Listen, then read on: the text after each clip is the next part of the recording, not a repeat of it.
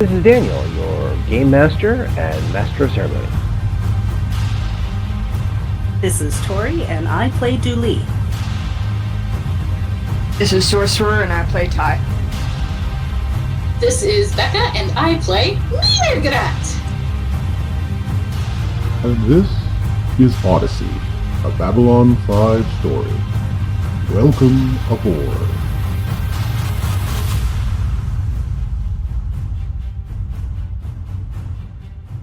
Yes, come on there. Oh, it's up. Go. Ariane, go to the left. Go to the left. Yes, good. No. Craig, advance from the right. Good. I see it now.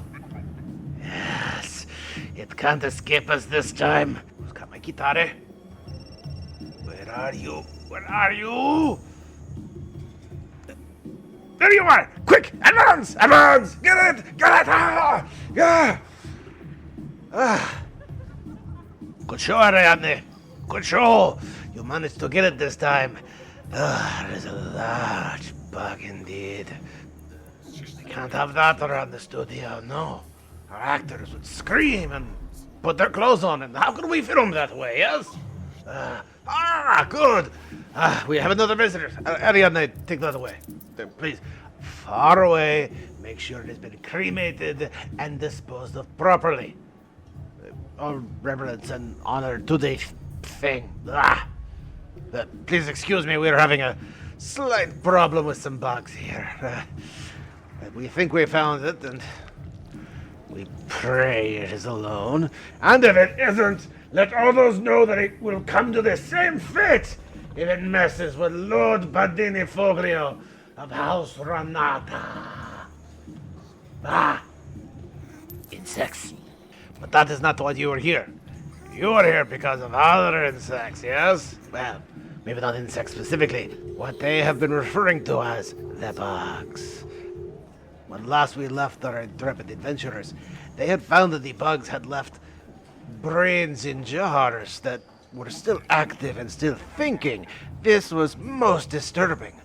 And yet, while Mirgrat telepathically communicated with some of the brains to find out who they were and where they were coming from, Dooley and Ty had another idea to try to figure out more about what was happening. But they had a slight problem. It looks like Dooley's boss, who is now part of this situation, has asked to know what is going on. And so, Kali, director of the Dalmarie Celestia's security, has asked Dooley to do what we all hate to do. Report on what the hell you're doing. So when was the last time I reported? I'm trying to remember. You've never reported to her. Oh, to the captain, but when was the last time I reported to the chief? It's been a little while. Since the alien hopped bodies, right, and left Mirgrat? I'll leave a verification if anybody else can remember specifically. I think that's it. Okay. Sounds right though. So yes, Captain arches her fingers, sits at the desk, and does very much the I am in control here. I am the one, who determines whether or not you live or die. I think it's a good idea for you to report now. Keep my fucking mouth shut. For once. All right. So I will say, well, I'm going to assume the chief has brought you at least up to the last time I reported to her, and so since that time, I have learned that there was an alien occupying the body of my friend Mirgrat, who jumped to a high-level unregistered psychic, who I asked the Psychops to try and track down. I've also discovered that the alien may or may not be connected to a race out of character. Was it the Ithian? The one that the entity was in, Mirgrat, has never been identified. It's No, referred to but as the ones that we have identified, that Ty was on the planet.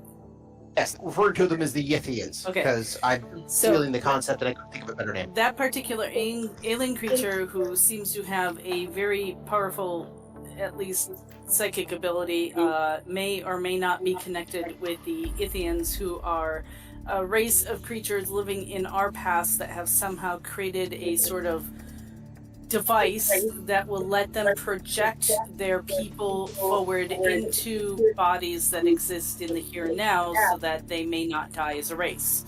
I currently know of, I believe it's 6 Ithians on board, although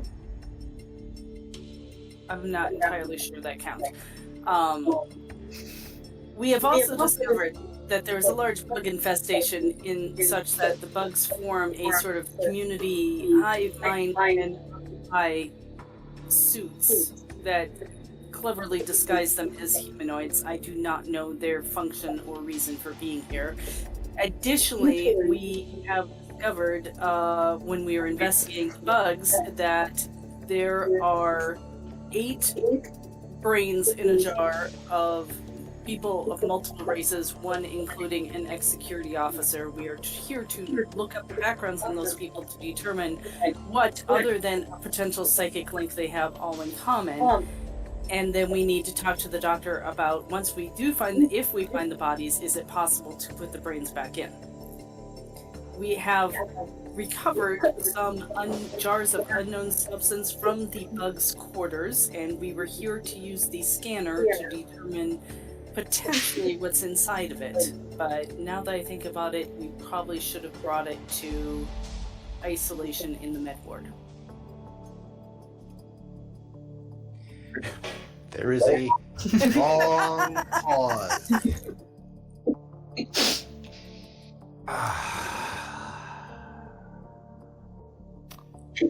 She turns to Ali. So, how much of this can you verify? Kali goes, ma'am, I can verify that it was a telepathic entity. I can verify that we have Cyclops on board. And when she says that, you can watch Joan kind of put her hands on the bridge of her nose and slowly shake her head. So we have Cyclops aboard, and I'm assuming they were not forthcoming by the law. No, ma'am, they were undercover, it seems.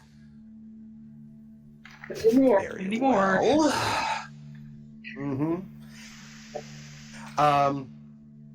But we have bugs in the shape of humans. Now, I'm assuming you're not referring to the game, is that correct? No, these bugs are much smaller and seem to form a sort of collective to create a disturbing, cohesive body. They're in a suit like the game, but they are not game. Yeah, they are not game. Might be wearing game suits, but aren't game, which you can see why that complicates things, Captor. Indeed. So, allow me to present the obvious question we're all probably waiting for. I look expectantly. How much proof do you have of these accusations? Witness statements. And we got this jar. We do have the 8 brains in 8 jars in Mirgarat's lab. And then we have this jar, which we think may contain bugs or larvae or something like, but we want to scan it. All right. She looks at Kali. Perform scan. Let's find out what's going on inside there. Let's see how this. And you could see Joan. I'm not even asking for a sense motive check, but you could see Joan self-edit words. Let us see if the lieutenant here is accurate with her statement. Kali says, ma'am, I believe to be... I don't care what you believe. I need evidence. We're in a situation here, Chief, and I recommend that we take care of the incident now. And Kali... by the way, this is one of the first times you have seen Kali kowtowed. Kind of like... I've dealt with ship Yes, captains before. She's not at all surprised by this. She's just normal. Yeah, as a doctor now, you're like, oh, that's fine. But as the former trucker Ty, yeah, you're like these guys. freaking egos. They don't got these egos. All right.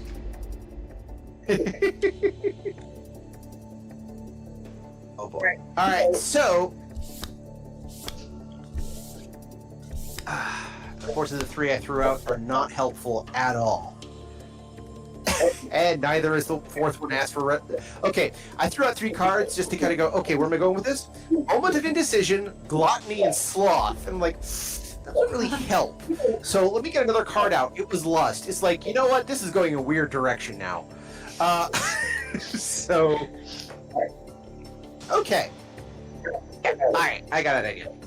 So, put on the Kali puts it on the scanner, and everybody gathers around to see what's going on. Now, the scanner itself has to take a moment to penetrate the casing. They do identify the casing as this material they're not familiar with. It is a form of metal. It's an alloy that hasn't been used for many things recently, though if you ever figure out how to manufacture it, it would be great as a ship hull material.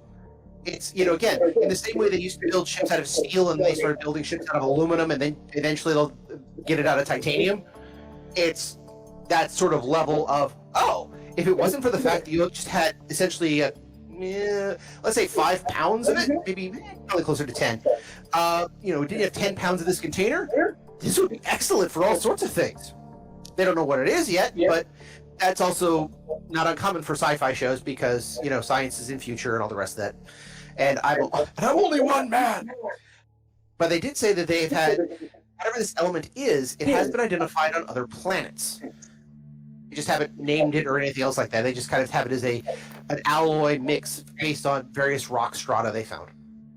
But it takes a good 20 minutes for this thing to penetrate through for a scan.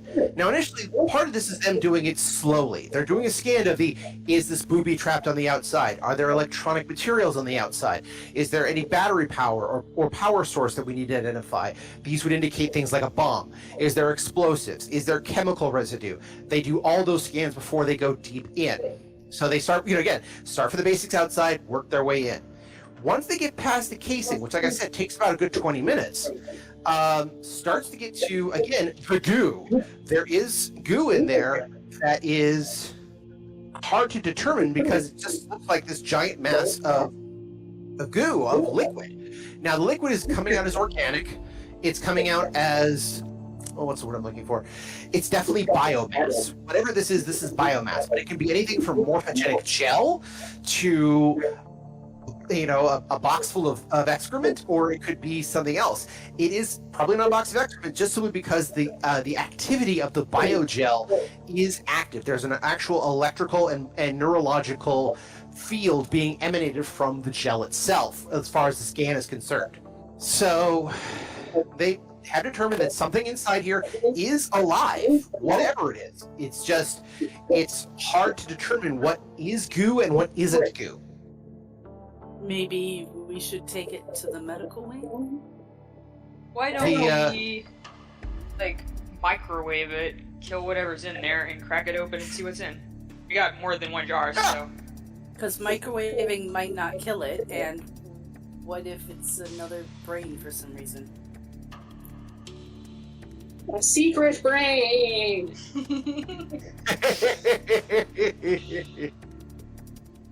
You're really concerned about this. Alright, fine.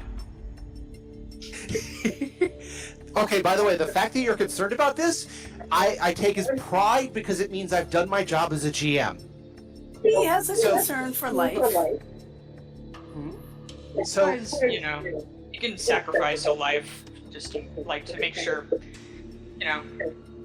So, that being said, so you're still arguing as to, well, we could try to bring it to the ISO lab, try to have them scan them the medical thing, which even Kali is saying, look, I mean, they're good for determining bio stuff and determining which goo is which. At the same time, we're in the security office, we can also isolate here very easily. And again, if you want to try to, like, throw it out an airlock or something else like that, you're also running the risk of whatever's in there is, you know, something we may need for the future. Even Kali is, you know, all mentioning this right off the bat. Well, there's also the fact that throwing out the airlock may not kill it, and it just lands on a planet we have to deal with sometime in the future. There's that. I'd rather know what's in here. I guess if you're Okay. gonna open it, this would be the best place because there's way Oh. more guns in here than there are in Med-Lab. I wasn't going to open it. I think we should take it to the med lab where they have much more detailed scanning capabilities. You're the boss. Okay. See you. Well, Carly actually says, very well, I'll escort you. Captain, permission? Captain's like, do what you have to do. And I want that other Minbari interrogated. I know he hasn't given up anything. I want to know where it came from and everything else. I'm still putting that on you, Chief. I'm putting it on everybody else. We need to figure out where we are and how to get back to where we need to be. That is prime importance. Everything else we'll figure out. But in the meantime, yes, if this is part of it, you have my permission. Take it to Med Lab, get it scanned. Let's figure this out. Thought just occurred to me. Doctor, you've been talking with the people who were involved in the whole body swapping thing. Do you think that perhaps one of them could look at a star chart and see if maybe we're near that planet in the past? I mean, it's possible. I don't really know how much Wagner knows about the stars, but he's kind of a nerd, so it's maybe he spent some time doing a little side reading. Doesn't hurt to ask him, I guess. They're like, Wagner? Who is this Wagner? Remember how I said there were people in the past who were basically sending their life force to bodies in the future? Because they don't want their people to die? What? Captain went, wait, you've been communicating with one of them? Well, not anymore, because something happened to cause them to be kicked out of the body, but new people came forward, and these are people from all over time, and one of them, I think he's a human originally, from Earth. like Human from Earth. 500 years ago or something like that. Anyways, while he was on their planet in the past, he did a lot of studying of what they had available there, which helped him enable his escape, unfortunately not to his original body. But, so yes, I guess we have been communicating, kind of. Not with the aliens, but with their captives. I look mildly You can hear the captain, John actually looks over and says, quibble, quibble. The captain looks less enthused, but is doing the whole fine. All right. So she says, I want to see these people. I want to investigate this myself and find out what is going on. And you can hear the phrase, this is my edict, coming through loud and clear.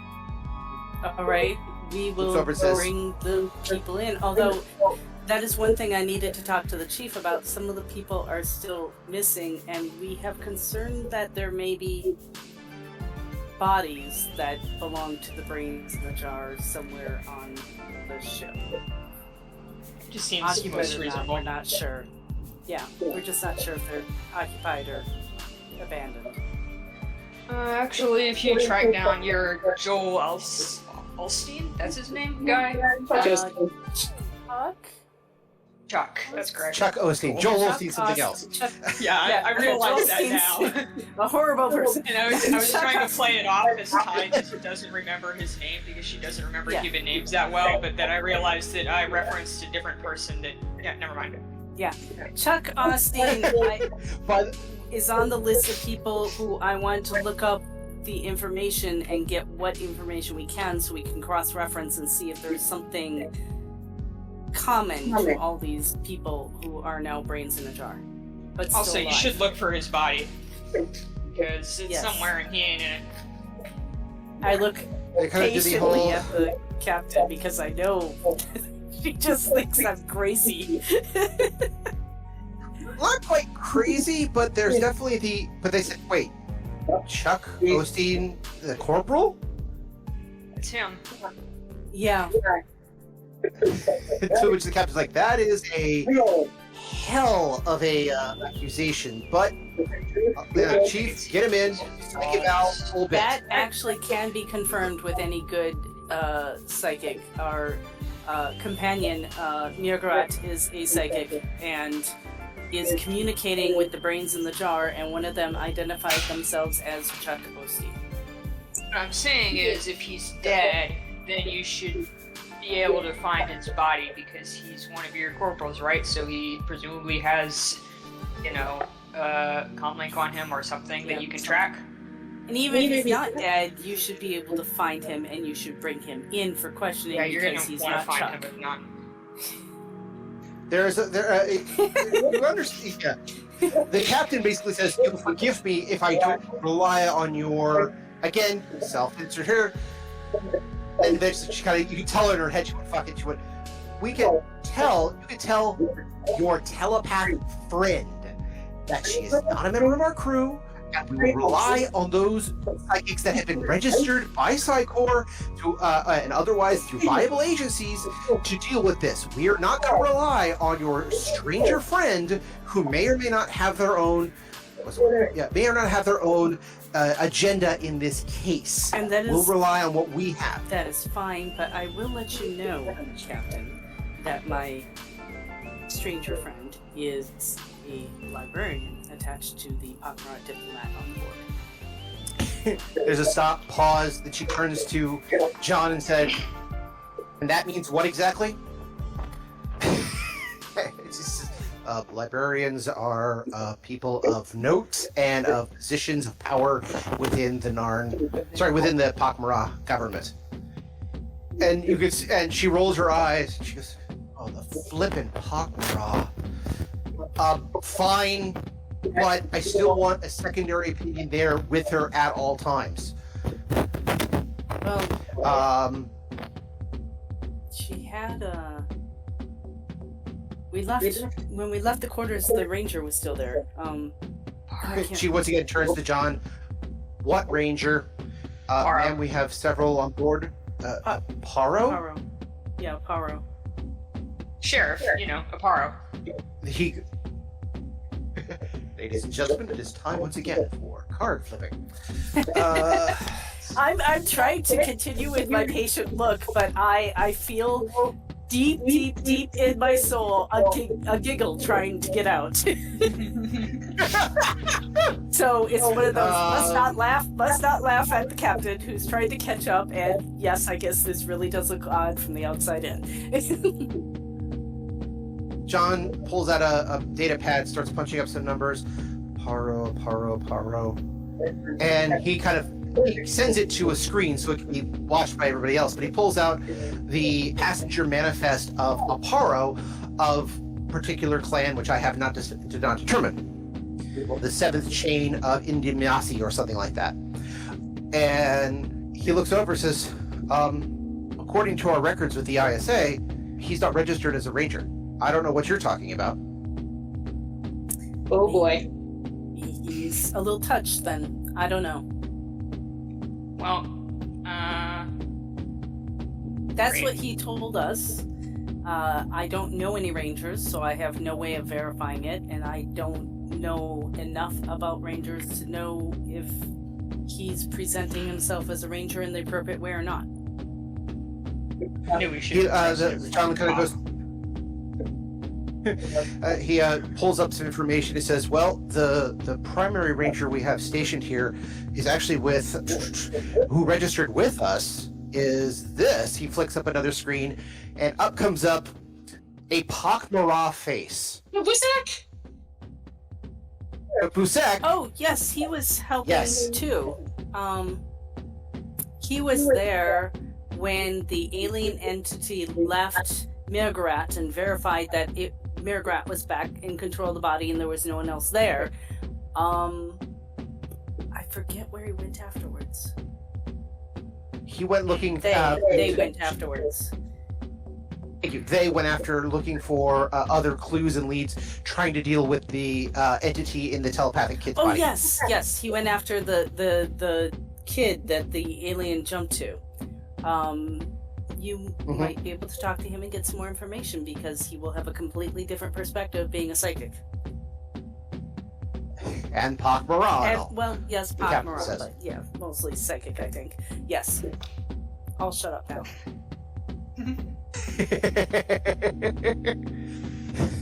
Because that giggle's coming up fast and furious, isn't it? It is. Captain says, "Get this scanned." Points at Kali. Go find the. Sorry, actually points at John. Go find the ranger. Points at Kali. Go get Chuck. I want all this taken care of. Then she points to the doctor again. You do your scan. Points to Dooley. And you go find out where we are and why we're here in the first place. Since it's all your head's fault, we are. And then she just turns on her heels and leaves. Yeah, I can't open my mouth and then shut it. Okay, so this is where I can ask the two of you to make a notice check, but impress me. Oh dear. Horrible idea. Yeah, this is tight. But I have a chance. 17, 18, 18. Weird, that came through a different speaker. Oh, don't tell me. I have a suspicion here. Yeah, sorry, the rolls are actually coming through a different computer speaker entirely. I'm like, Oh. wait, is that? I guess. 23. 23. Okay, so yes, you do hear this, and this. You got a 23, so I'm going to say that you're not entirely sure, but you could have sworn that under the captain's breath, she said something that they never actually got into the show. They never actually said specifically. I don't even know the correct term for it, and I don't want to think of the correct term for it. But she basically, she said a particular word or phrase that could be taken as a slur, particularly from a human perspective of a Narn. Oh, well, I don't care about that. Okay. I'm quite accustomed to people saying bad things about the Nards. So, Okay. yeah. So, And I can't imagine that I've represented my race very well with her because, you know, she does have a ship in the middle of nowhere that, you know, anyways. true. But her own security chief is another Narn too, so there you go. So, alright. Oh, get the echo again. Whatever. I don't get it. Whatever. We're gonna a whole list of alternatives for So- you that we can test. We're gonna get the alternatives. Everyone's gonna get a good microphone and headset, and then we'll like suddenly like do this as this huge to do, and suddenly our production values are gonna go up like by 200%, which means I have to do more editing and find more free music. So you guys get orders. She walks out the door. Kali just kind of sinks her shoulders a little bit, going. turns right to John and said, is it that kind of day? John looks over and says, oh, you have no idea. Kali says, oh, yes, I do. He stops, thinks about it, shrugs, and says, okay, no, you have a point. Jeez, at least there's nobody boarding us that we know of. Kali says, don't start. Actually, Kinda. oh, maybe. Oh, boy. And now I do start laughing. I'm just like, that's it. That's... Oh, okay. Well, Alright. I have to go test these jars for the things that Okay. might be inside them somehow. Yeah, I would take it down to I'm gonna medical and put it in isolation, and you can test it Yeah. there. Sure, I'll just go do Yeah, I that. can hear his Ty goes, excuse me, I have some medical stuff to do with medical scanners on this medical stuff, so I'm going to go do medical things. Sciencey stuff. I gotta go use science. By the way, has everyone here watched Lost Skeleton of Cadavra? Nope. No. Nope. Okay, do people in this chat like really good bad movies? Sometimes. Depends. Okay, so there was a. I like the gambit we have here. Basically, there's a deliberately made bad movies that homages 1950s sci-fi horror movies called Lost Skeleton of Cadabra. It is meant to be bad, and it tells you this the whole time.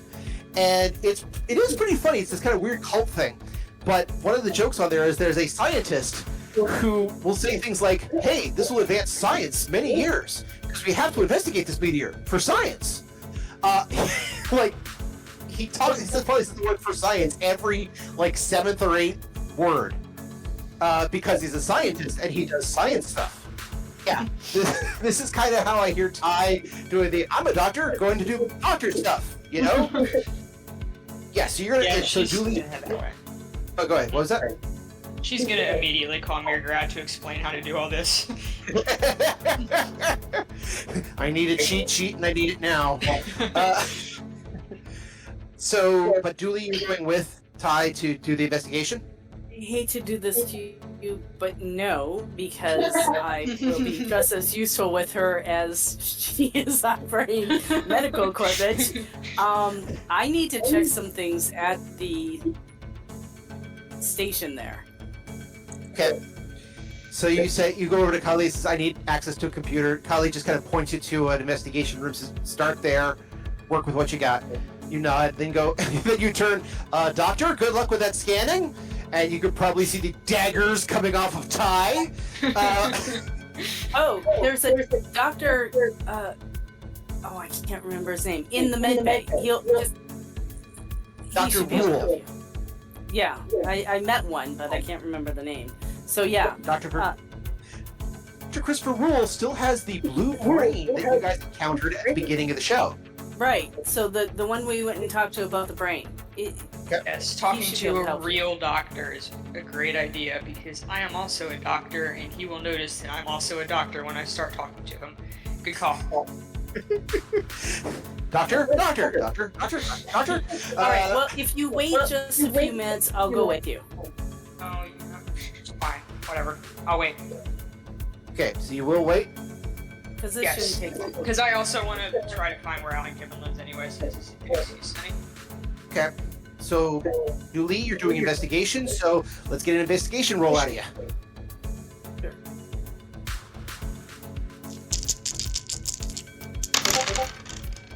Oh, good grief. 16? Okay. Yeah, you rolled a 3, but you got a 16. Okay, fine.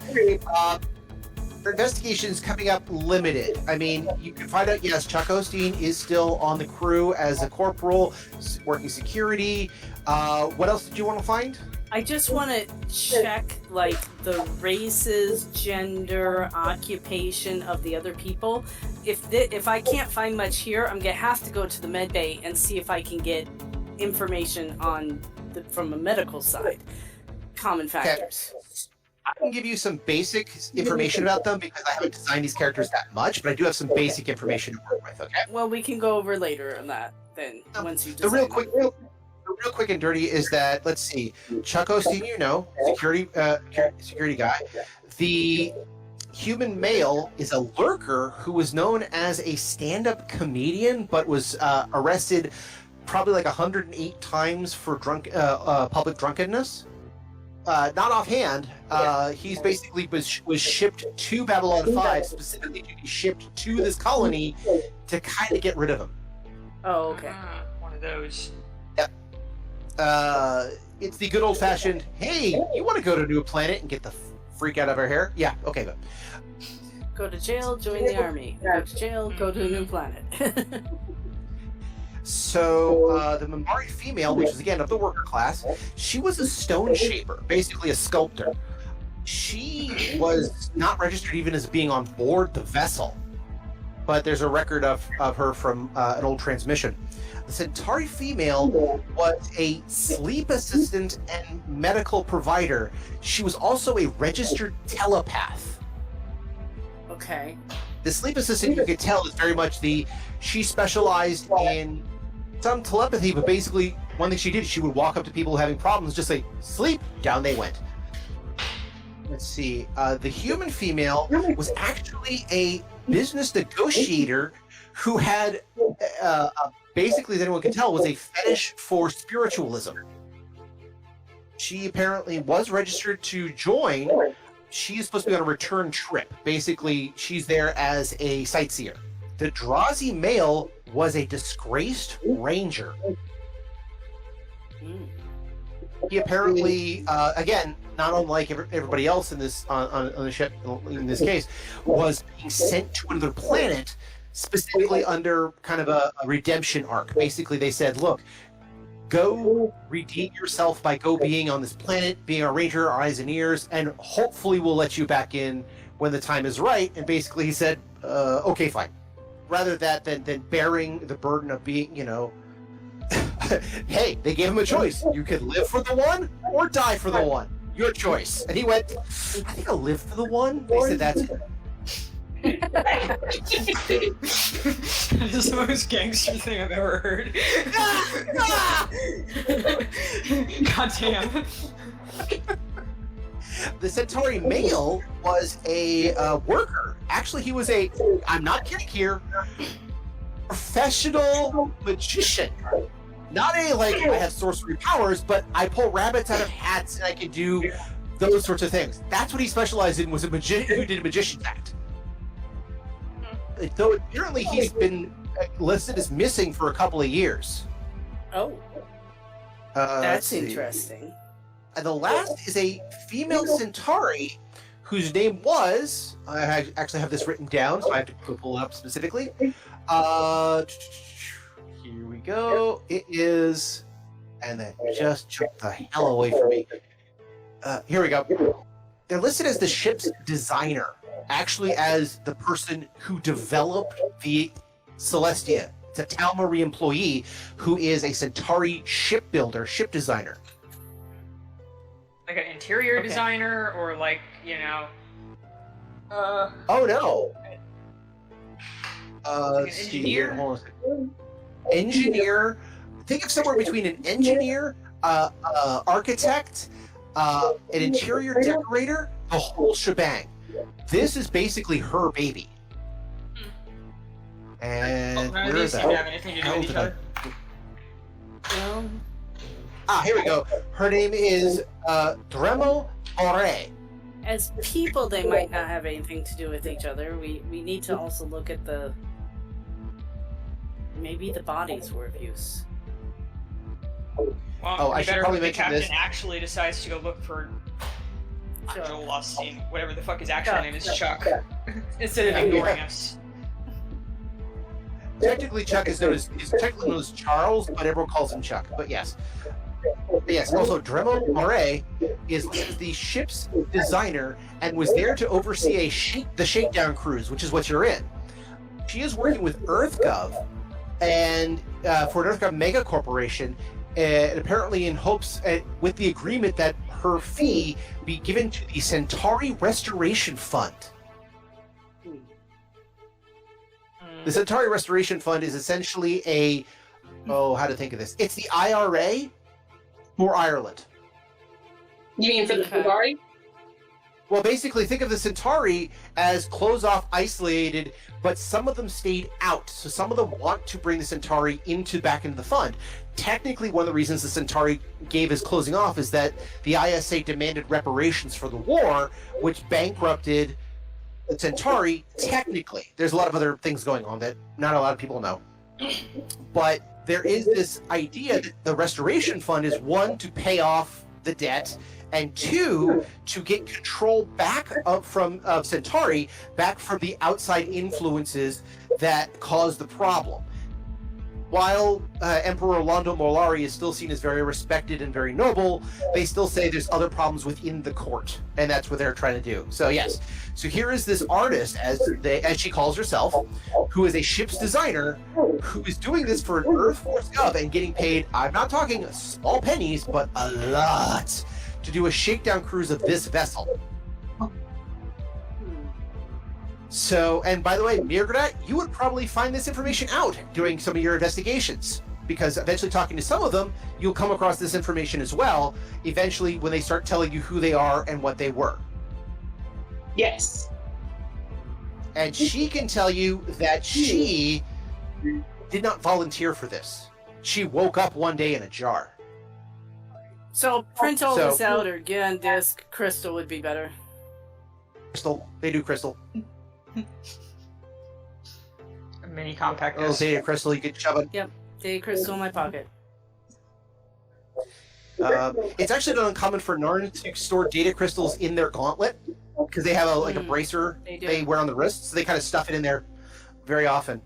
So yes, you do that, you get that. And Ty, what did you want to investigate? Remind me again. Well, since Dooley is looking at the computer already, Ty would probably just ask her to look up Alan Gibbons right quick. Okay, Alan Gibbons. Okay. He probably knows something Alan about Gibbons. bugs. He's not a bugs. He's actually he is a human with the Earth Force. Apparently, he's been around for quite a while. Interestingly enough, he was a human survivor of Babylon 4. He was evacuated when Sinclair helped evacuate it during the first season. So a bit of his record has been adjusted because he basically skipped over, 5-10 years? Mm-hmm. So when he came out, apparently he was an engineer, but he kind of went into sequester as far as you can tell from the records. But he is here on behalf of an EarthGov business. Basically, he's part of a mega corporation. Mm-hmm. That's just paying his way through. That's not as far as you know for a lot of this. And he is on board. He does have a round trip ticket. What corporation?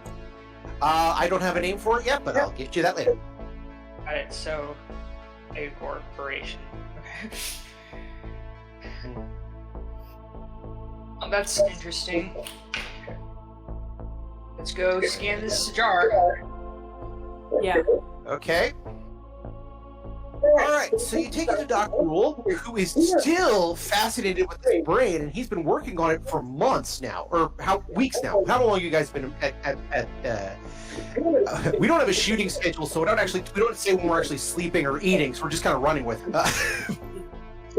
So, okay, you go to talk to the doctor. The doctor is absolutely fascinated with this brain. He's still been playing with it. He mentions when he sees Dooley, he's like, "Oh, Lieutenant. Oh, yeah, you're the part of the crew that brought in the brain." Actually, one of the nurses looks over and says, "Yeah, the doc's been working on this for ever since you brought it in. He's been totally fascinated with it." The doc will actually look up and says, "It's tri-level. This is so unusual. I mean, look at the schematics of these particular brains. This guy must have been like a telepath for whatever species they were part of. And look at this. I mean, look at the generation parts here. And this brain should be eroding by now, but it's not.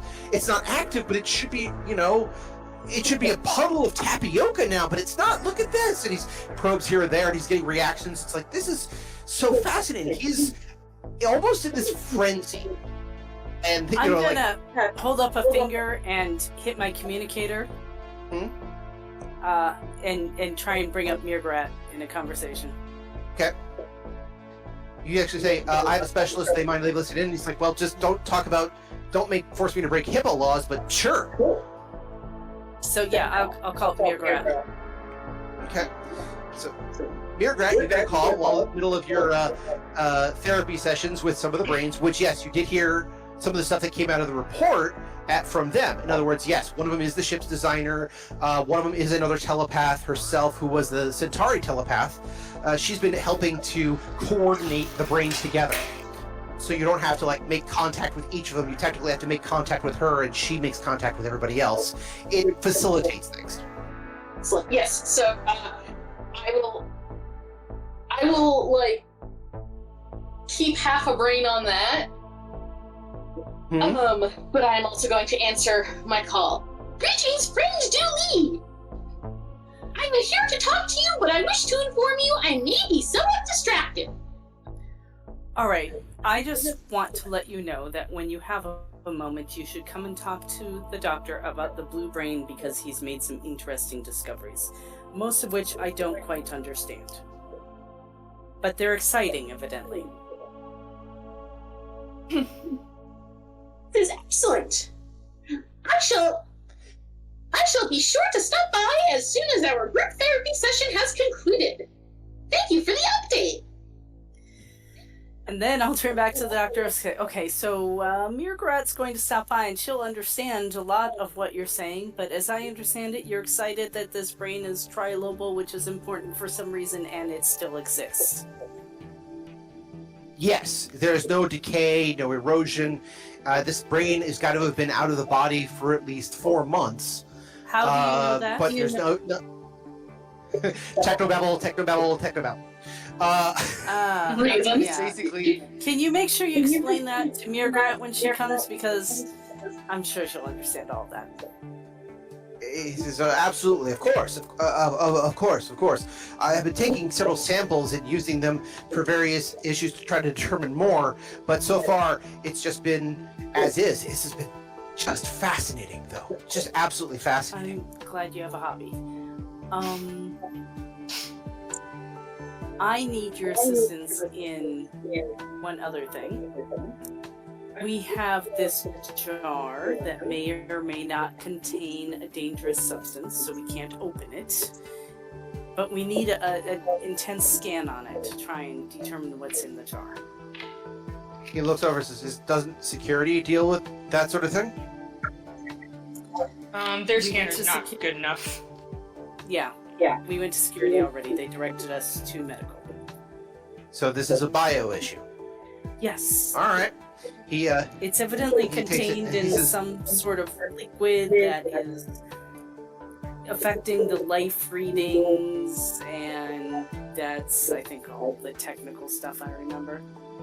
He says, all right, well, let me take a look at this. Oh, wait, I brought a crystal. Yeah, I could give you the report, but you probably do better. He said, that's fine, let me take a look. He grabs the crystal from you. Or he asks for the crystal, you give it to him.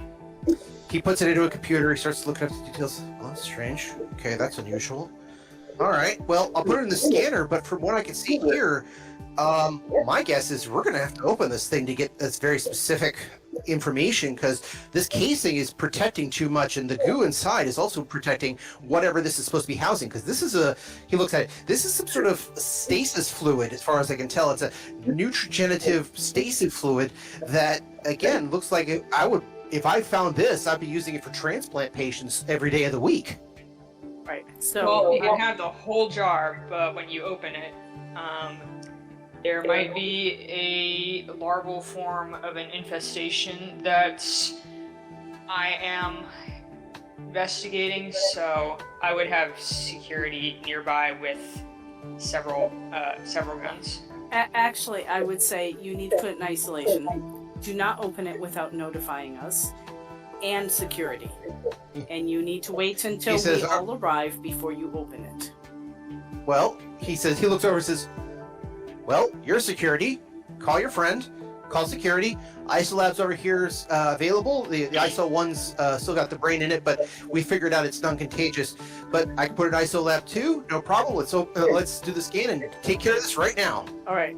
So first I will call the chief and inform her that the doctor wants to open the jar, and I'd feel more comfortable with a few more guns down here.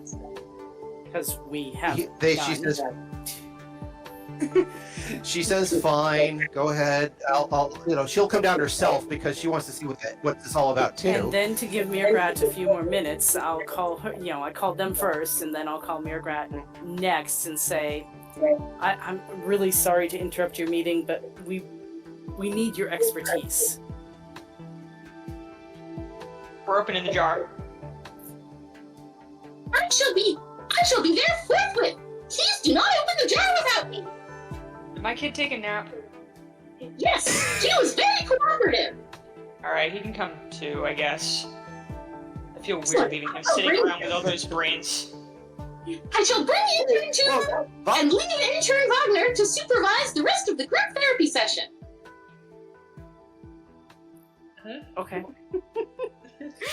So, as Wagner, who has been trying to be, taking notes and reading up and also doing a few other things, says, oh, you want me to continue? I will do my best. And you quickly kind of show him how to make contact with the Centauri female, and who kind of brings him into the fold a little bit. He's confused, but otherwise seems to be okay. It takes you like maybe 15 minutes to do that, and then it's going to take you a little bit of time to get up to the med bay, but not that long. You're still in second class, so it's not that bad. So figure between this, the guns, everything else, and security going, okay, we're gonna make sure this. The doc who clears out various areas and say, look, we may have a dangerous specimen. I want to make sure this, and oh, clear out that patient, make sure med lab is clear here. And everyone's like, all right, fine. So it takes about an hour or so before everything's ready to go. In the meantime, he does a number of scans on it himself with the bio stuff, trying to get more information about whatever this goo is. He does register that there is something in there. And again, judging from the electrical output, the neuroelectrical output, something is very much alive in there. Whatever it is, he can't determine it, but something is actually alive in there. It's definitely fucking bug larvas. Gross. Well, let's open it to be sure. I mean, it's nice. Did you explain to him about the brains and jars? No, I haven't told him about the brains and jars. He's already excited about one brain. He doesn't need to be excited about 8 more. I doesn't really bring things up to people if she doesn't absolutely have to, so. Fair enough.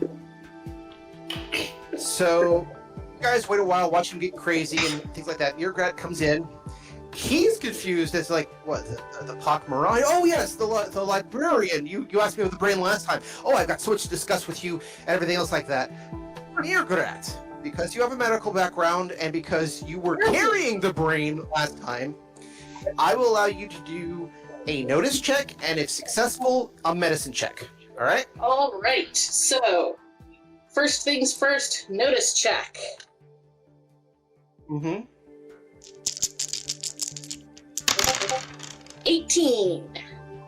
16. Okay, I'm gonna let you do it, but you're gonna be at a -2 to your roll for the medical check, okay? All right.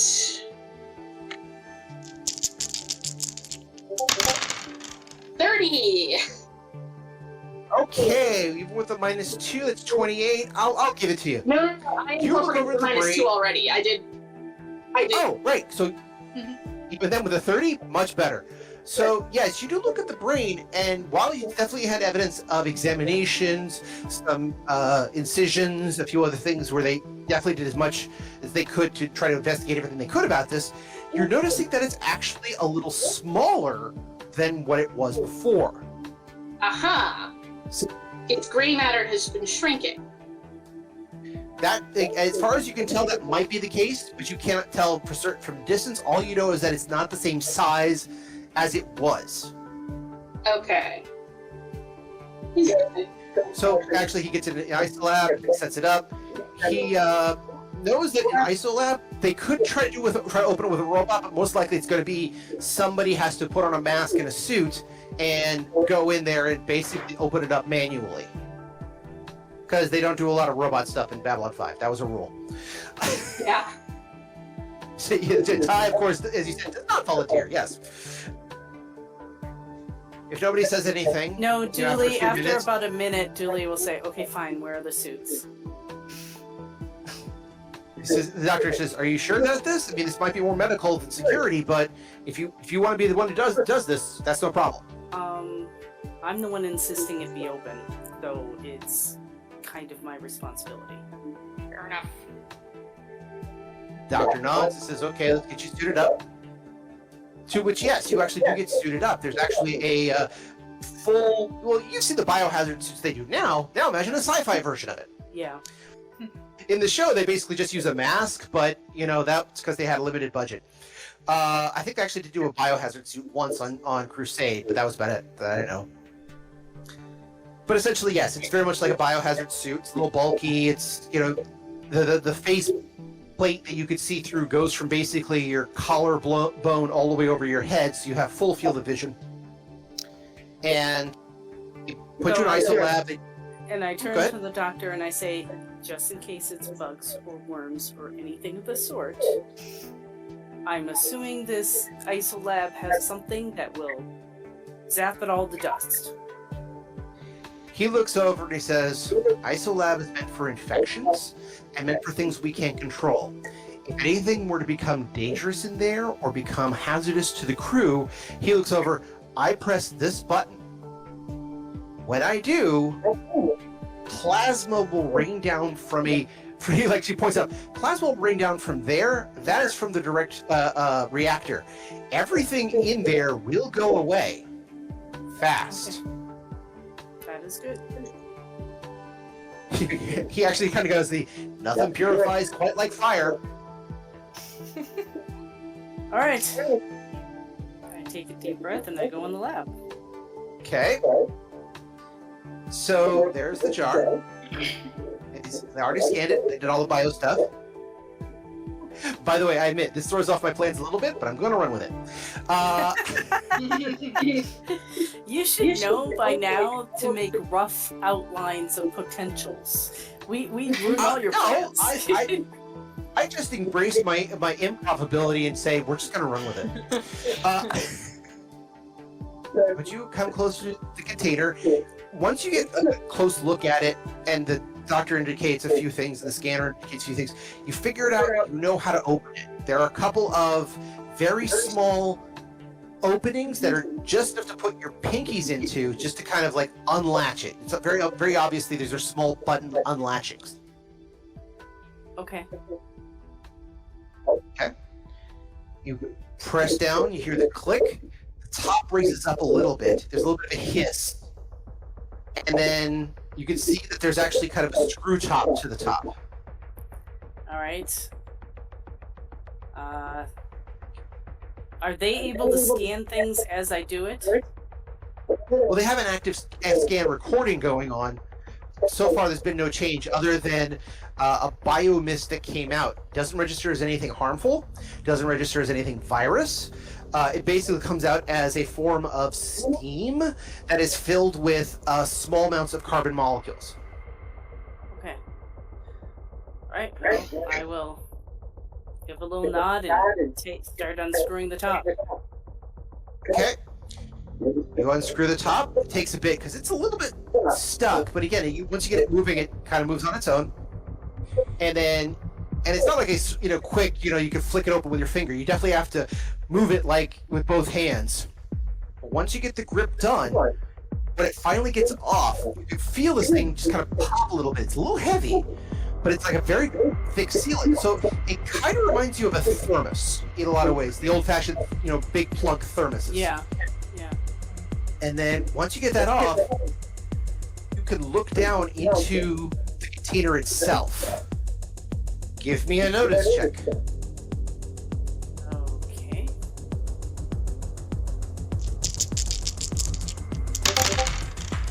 $28. Okay. So 28. So that's enough for you to look down and you see blue goo. Not unlike the stuff that was kept at the brain that you found on the ship that was coated. You do notice that whatever's not coated in blue goo at this point, because it's kind of sloughed down, there's a little bit of a rim, there are the inside of the jars covered in sigils, writing, something like that. It's just covered on the interior.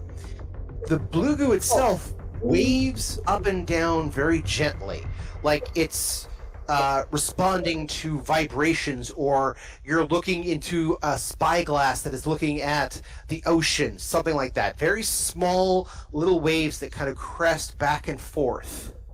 Okay, so one thing is once I start unscrewing it, I'm going to basically be talking through.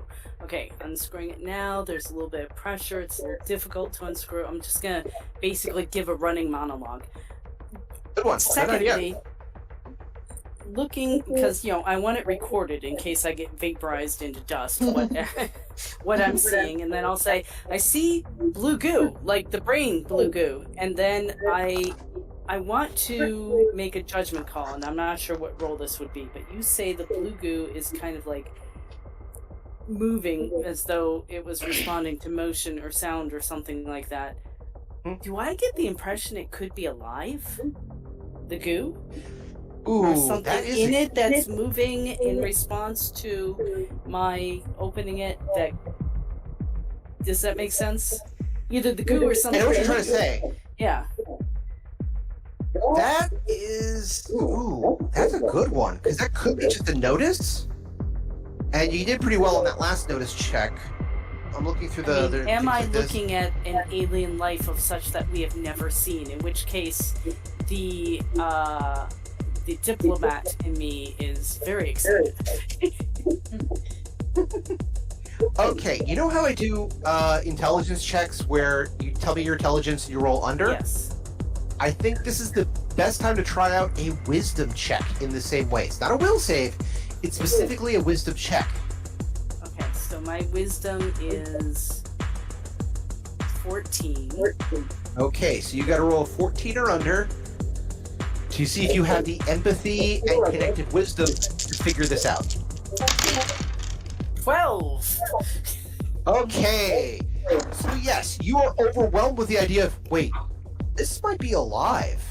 This is showing you have enough kind of an empathetic feel to it. It's like, you don't know if you're looking at literally primordial goo, like give it a million years and chromosomal are going to start walking out of it, or if you're looking at, biomass that has somehow gained sentience, or it's a giant collection of amoebas that decided they all want to work together as one. All right, now I'm really excited, and I'm going to look up and I'm going to look at Mirgrat and say, this may be a life form. I think this blue goo is alive. Maybe you could. Cheating. What if it's just a storage jar for the same blue goo that all the brains have been in the whole time? Well, there might be something more in there. Is there any sort of utensil or something that I could pick up? You're looking for a pair of tongs or something like that? Or, a glass stirring rod or a metal spoon or, something, anything. There's probably a couple of basic medical tools there. So probably not a glass stirring rod, but basically a sterile dowsing rod of some type would probably be available, yeah. I mean, nothing like a knife or something sharp that might damage it, but I am going to pick up, hopefully, the most benign tool I can find, which, a metal stick is pretty benign. And,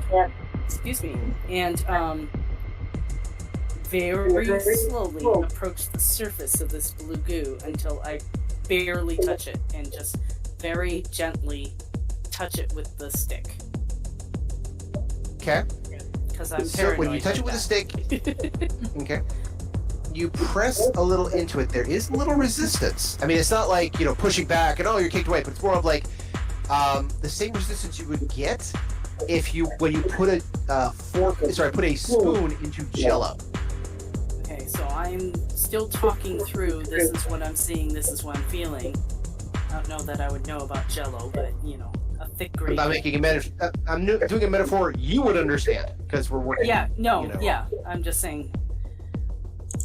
All right, if it's not responding to the slight pressure, then I'm going to push the stick further in.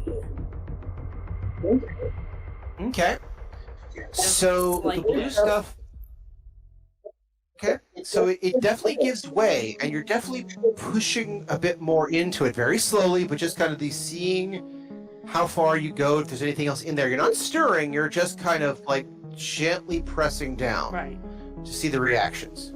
Kind of like the equivalent of a doctor, not palpitating, but feeling your stomach to see, it's the basic inspection type thing. Okay. So yes, so you push forward. Again, you don't really get a lot of resistance, but after a few moments, you can feel something in there, like something swimming or some agitation that has nothing to do with you. Okay, so I will say there is something in the blue goo. Bugs.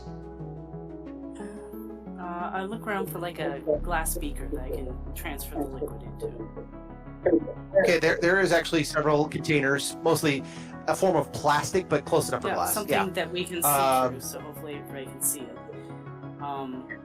Okay. And I will pick up the jar Okay. and very slowly start to pour it into a separate container. Now, when I reach something solid, I'm going to stop. Okay. So you slowly pour it out, and again, it's a lot like pouring Jello or, oh god, I couldn't even think. Corn syrup is close, but imagine corn syrup being twice as thick. Molasses, that's cold. Yeah, exactly. Cold molasses, just like as it starts to come through. And as you do, Full tar pit. yes. Oh, it's so total a tar pit, but it's also this bright blue color. Does it glow? Is it like neon It's- phosphorus? Well, you know It that. does sparkle, so you can't tell if there's like phosphorescent parts in it or if there's basically materials that are catching the light. But it is not Romulan ale blue, a little darker than that. Okay. But it is, very much a light color, a gem color, I guess you could say. I don't want to bring that to mind, but yeah, kind of like a gem color. And then, yeah, it just kind of blarbs out very slowly. And after a few moments, you think you're feeling something slide to the front. And so it's like it's about ready to, if you keep pouring it out, it's going to come out. Okay, we'll stop pouring. And hopefully Okay, there's stop enough pouring. of the liquid that I can see what's in there. Okay. By the way, I had a stroke of inspiration here, so I'm playing with it. This should make things even more interesting when it comes to the game. So, as you look down, the little thing that's solid is this. You think it's a sphere, or like something like a sphere, because there's hexes all over this thing. It's like a hexadecimal. What's the word? Okay, it's not a D5, which has hexes on every side. It's more like a bug's eye. That sort of kind of hexadecimal all over it. Still a dodecahedron? Your guess is as good as mine. I don't know what that means. Ty, can you? I don't know. It's one of those. I can picture it. It's one of those things you have to integrate over in Calc 3 for some goddamn reason, but I don't know what it's called. Yeah. I actually had fun with that, but all right. There, you said there were tongs. Now I'm going to get the tongs. Is it an egg? Okay. So you get the tongs. What are you gonna do? I'm going to try and very gently reach in the jar with the tongs and pull out the vague dodecahedron thing. Okay. So it's not so much a dodecahedron. It is a sphere, but it's just covered in these, like it's been carved in hexes all over it, except at the back, where there seems to be a little bit of tendril of nerve tissue. Actually, it's a very large tendril of nerve tissue. It's about the size of your, about the size of your ring finger in diameter. All right. Um, So I'm holding this up. I'm also going to say, inside the jar, there's some sort of writing. Just to let you Goddamn know. eyeball. Yeah, and I'm going to say, Big this fucking eyeball. looks like an eye of something. That. Ty, I need you to make an intelligence check right now. Maybe it goes with the I know brain? what eye it Actually- is, but I will make an intelligence check because I think Ty would be a little slower. Let's start with a notice first. But again, it's not going to be too bad. But yeah, go ahead and make a notice first. 17. Okay, 17, good. Now give me your, what's your intelligence, 14? 13. 13, okay, give me an intelligence check. 14. Okay. Okay. 4. Perfect, 4, not bad. Yeah, Ty, I need one other roll from you. That's going to be a will save. Well, that's my best one, luckily.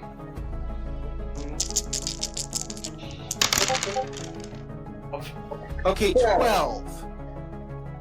So, okay. For those around Ty, Dooley, you can't see this because you're in the middle of something. Mirgrat would notice this. I believe Tuvo would actually notice this very quickly.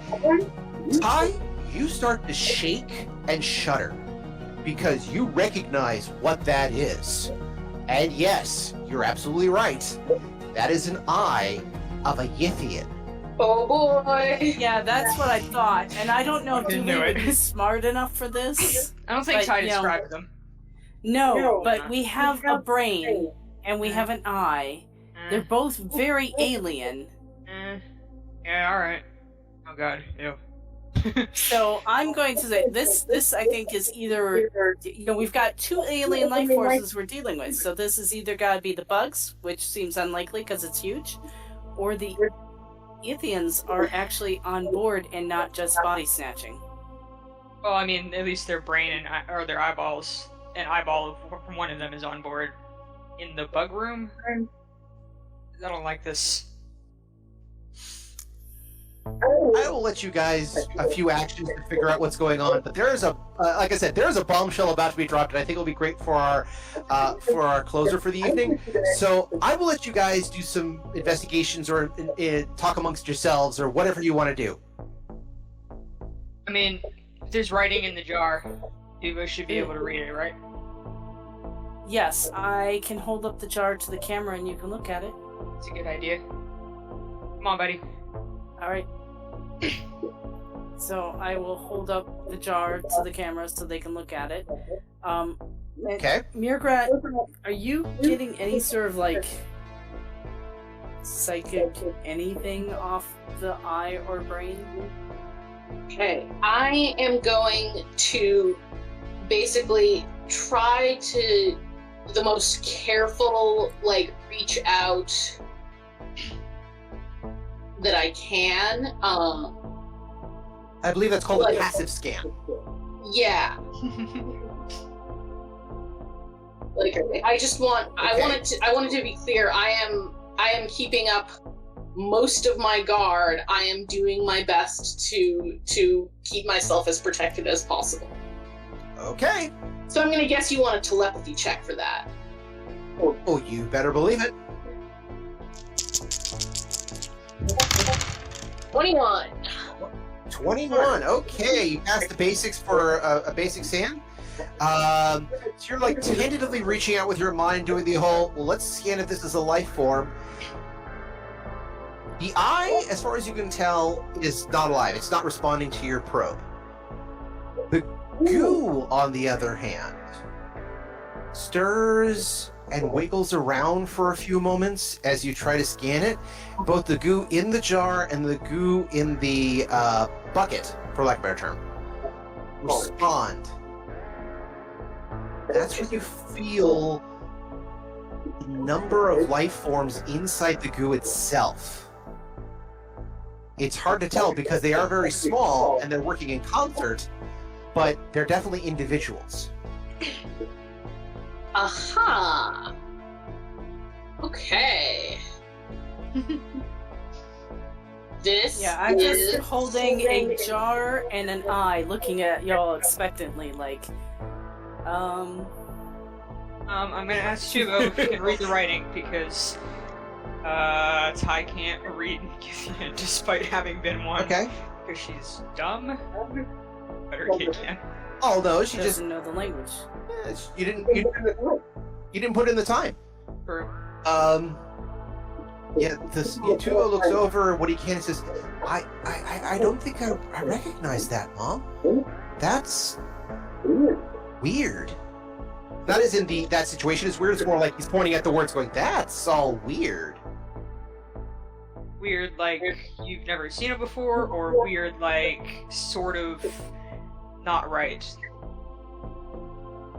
It's like an echo of something I know, maybe, but it's like the difference between when you dream of something and then when you encounter it, how different it is. That's kind of the difference. It's so different from what I read. It might as well be another language, but I could see a couple of like characters in common. Oh, maybe Wagner will be able to read some of it. So, all right, it's 5:19. Let's might as well get straight to it. Anything last you guys want to check out? No, but I will eventually put everything back in the jar. Okay. Close it. Yeah. Stu Lee, anything you want to do? Nope. That about covers it. All right. And Mirgrat, anything you want to do? No, I think, nothing that I can do in the short term, because long term, I'm gonna be talking to that fucking goo.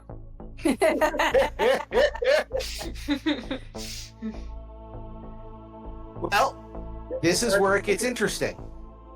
As you try to do the passive scan and you can sense the forms, when the last of the goo sloughs off the eye into the pan, and the eye is very much just kind of, for lack of a term, clean. It's got a little residue on it, but for the most part, it's clean. Mirgrat hears something very clearly. Everyone else hears it as clicks, chirps, beeps, some sort of like strange reverberation of a choir noise, as if done through cicadas, but it's coming out to an almost sound, not right, but an almost sound. And definitely Mirgrat would understand this, Tuvo might understand this, and actually Ty might understand the basics of it. But it's as awful the goo itself, and by the way, Mirgrat would understand this because of the scan. It just says, "Oh, are we home yet?"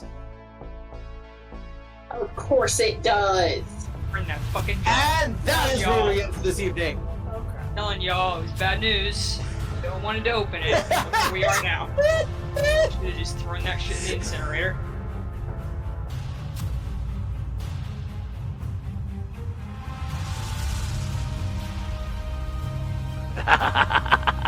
I'll bet you'll never look at Blue Jello the same way again, yes? But you'll have to wait until next time to find out more about this strange goo that's thinking at you, that wants to know, are we home yet? Are we home yet? Until then, I have more extermination to do. Now where's my flamethrower? Ariadne, bring it to me! I must deal with these bugs. And that's where we're in for this week. I want to thank everyone for joining us and hope that you continue to join us every 2 weeks for another episode of Odyssey. If you have any questions, comments, constructive criticisms, or just want to say hi, then you can find us at temporalplaygrounds.com/Odyssey or email us at temporalplaygrounds@gmail.com. Or now you can follow us on Twitter at OdysseyB5DM. Babylon 5 was created by J. Michael Straczynski and is owned by Warner Brothers Domestic Media. The Babylon 5 role-playing game was produced by Mongoose Publishing utilizing the OGL gaming license for D20. Our audio engineer is Gabriel Belton. Our theme music, Titan Striker, was composed by Evan King. Incidental music provided by Tabletop Audio at tabletopaudio.com. All other music provided by Creative Commons license and is available of information on our website. Once again, I am Daniel, and I thank you for joining us on this grand adventure.